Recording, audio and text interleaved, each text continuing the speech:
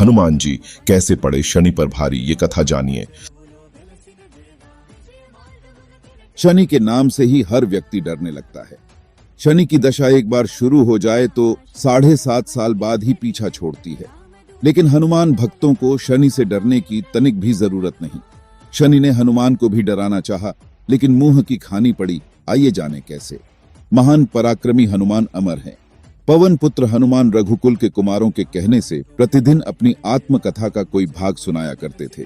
उन्होंने कहा कि मैं एक बार संध्या समय अपने आराध्य श्री राम का स्मरण करने लगा तो उसी समय ग्रहों में पाप ग्रह मंदगति सूर्य पुत्र शनि देव पधारे। वह अत्यंत कृष्ण वर्ण के भीषणाकार थे। वह अपना सिर प्रायः झुकाए रखते हैं। जिस पर अपनी दृष्टि डालते हैं वह अवश्य नष्ट हो जाता है। शनिदेव हनुमान के बाहुबल और पराक्रम को नहीं जानते थे। हनुमान ने उन्हें लंका में दशग्रीव के बंधन से मुक्त किया था। वह हनुमान जी से विनयपूर्वक किंतु कर्कश स्वर में बोले, हनुमान जी, मैं आपको सावधान करने आया हूं।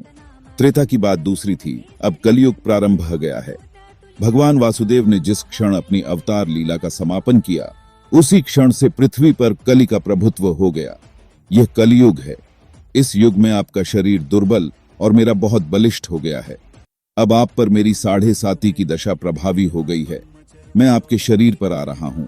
शनिदेव को इस बात का तनिक भी ज्ञान नहीं था कि रघुनाथ के चरणाश्रितों पर काल का प्रभाव नहीं होता। करुणा निधान जिनके हृदय में एक क्षण को भी आ जाते हैं, काल की कला वहां सर्वथा निष्प्रभावी हो जाती है। प्रारब्ध के विधान वहां प्रभुत्वहीन हो जाते हैं।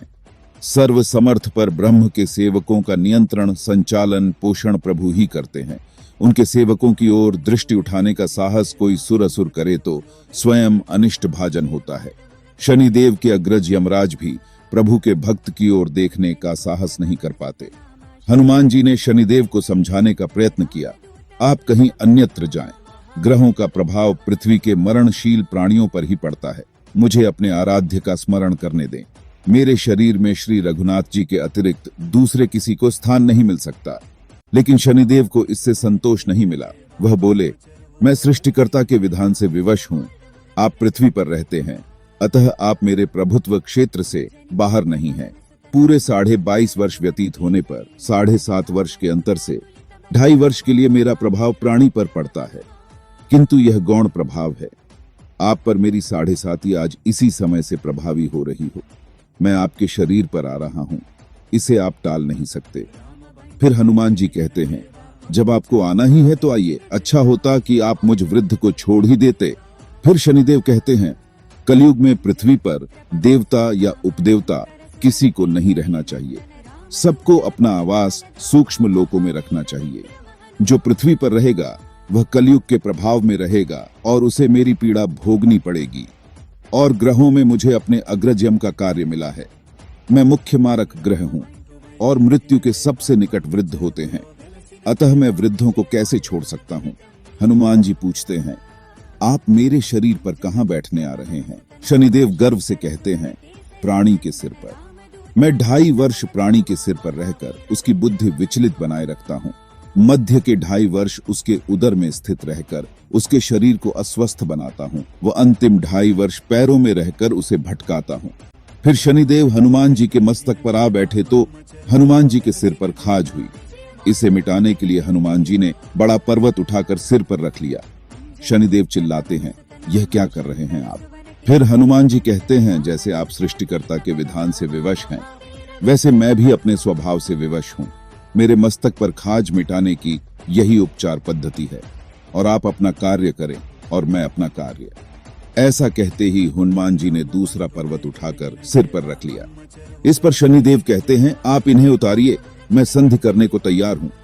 उनके इतना कहते ही हनुमान जी ने तीसरा पर्वत उठाकर सिर पर रख लिया तो शनिदेव चिल्लाकर कहते हैं, मैं अब आपके समीप नहीं आऊंगा।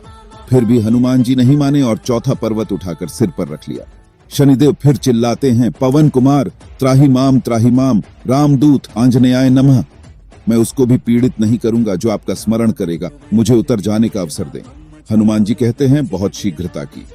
अभी तो 5वां पर्वत शिखर बाकी है और इतने में ही शनि मेरे पैरों में गिर गए और कहा, मैं सदैव आपको दिए वचनों को स्मरण रखूंगा। इस तरह शनि पर भारी पड़े हनुमान जी। जय श्री राम। नमस्ते दोस्तों, अगर आपने अभी तक हमारे चैनल को सब्सक्राइब नहीं किया है तो कृपया इसे सब्सक्राइब करें ताकि आप हमारी नवीनतम कहानियों को न खोएं।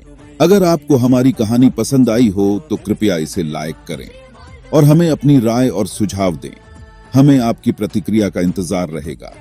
और अगर आपको लगता है कि यह कहानी और भी लोगों के साथ साझा करने लायक है तो कृपया इसे अपने दोस्तों और परिवार से साझा करें।